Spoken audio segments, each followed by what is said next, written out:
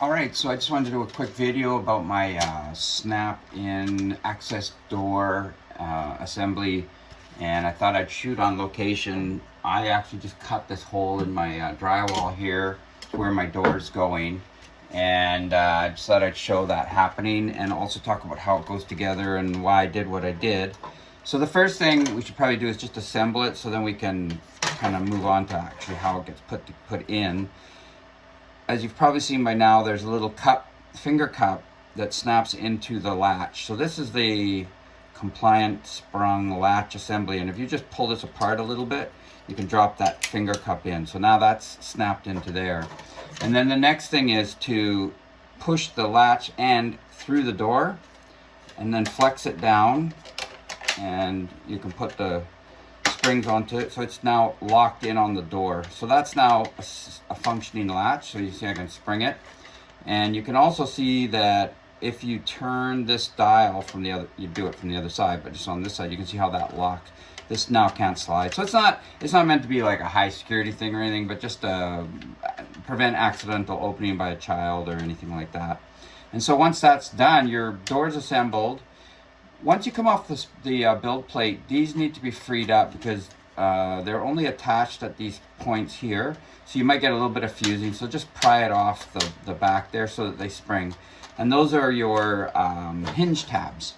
So when I pull those in, these little pins come in, and that is what allows you to insert and then uninstall the door. So the door can go in any orientation, and you can remove it any time. And that was partly intentional on my part, because the few times I've used these in the past, often the door ends up in your way, and so it's nice to be able to remove it if you're doing a little bit more work through the hole. And it's also nice to be able to change the orientation if the way you screw the face plate in it doesn't suit your needs. Now that gets to the next point, is that we can assemble this and use it like the commercial ones. The commercial ones always have these screw holes in them. You're supposed to put it up here and screw it in. Where I live, we have gypsum drywall, and it's almost impossible to screw into the edge of that. It just crumbles and breaks.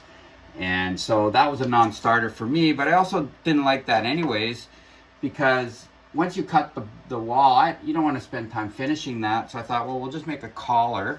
This collar pushes through the door frame and snaps into place, kind of locks into place. You can disassemble it if you need to, but once it's in, it's meant to stay in. And so that's now in the frame.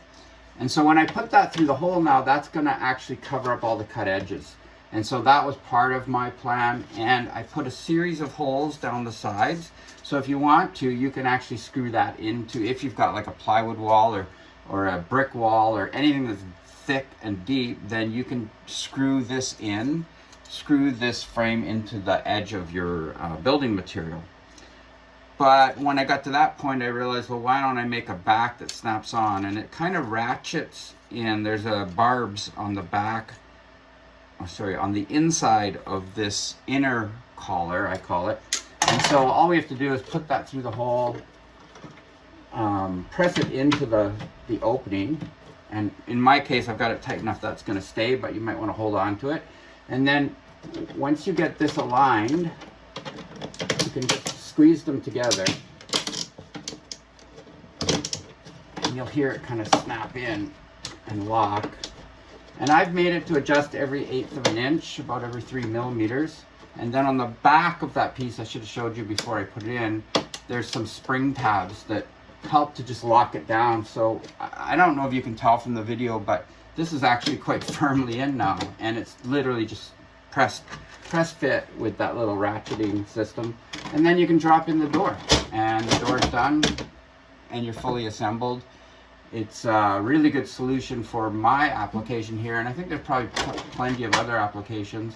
And like I say, you can easily remove the door. You can, if you wanted to, put it in a different orientation. In this case, this is the obvious orientation.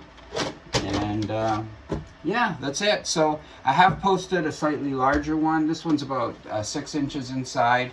The larger one's 8 inches inside. That's pretty big. You could go bigger. Even my Vorns will print a much bigger one, but I think I'd have to re-engineer it a little bit to go much bigger than 8 inches, because I've made this quite thin. I mean, the idea was keep it cheap and simple. So all the walls are quite thin, and it serves its purpose. I also have used in the past, and I'm going to make next, are some snap fit panels. So they are ones that kind of press fit into the wall, and they're meant to be left. They're not really access panels. They cover up a hole, and those are also quite handy from time to time. And those ones I can make larger, and I guess I will. But anyways, you'll have that. I'll post those shortly. So yeah, hopefully that's useful, and I think the design of it's quite functional, but if you need some changes or anything, let me know.